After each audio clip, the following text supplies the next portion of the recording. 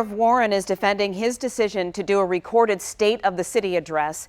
It is the first time he shared a speech in that way. 7 Action News reporter Anu Prakash is live with what Mayor Jim Fouts had to say. Anu. Well, Glenda, the mayor clearly believes this was the best way for him to stay on message and not on any controversy.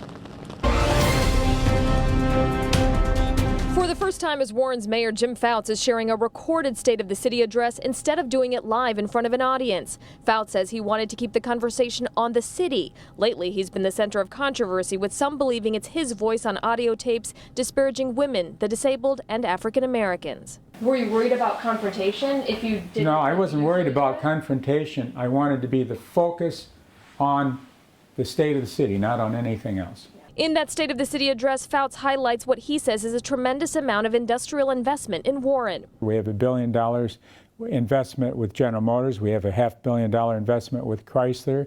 We have hundreds of millions of other local industrial investments. He also points to more growth within the next year or so. A new Super Kroger at 13 in Shaner and Super Meyer at 10 in Shaner. And the first new movie theater in more than 40 years, opening soon at Universal Mall. Growth in the city, investment, and that means more jobs and less burden on our taxpayers. Fouts says the city of Warren has a $60 million rainy day fund. He's also focusing on building up the south side of the city. Plans are in the works for a mini city hall and new police and fire station at 9 in Van Dyke. It's probably coming up sometime next year, but it'll be the first investment in the older area of Warren, the area that has a tendency to be challenged by blight and crime.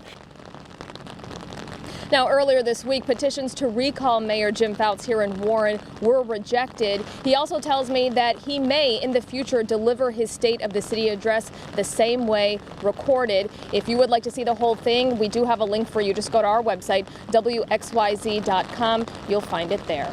Reporting live in Warren, Anu Prakash, 7 Action News. All right, thank you much, Anu.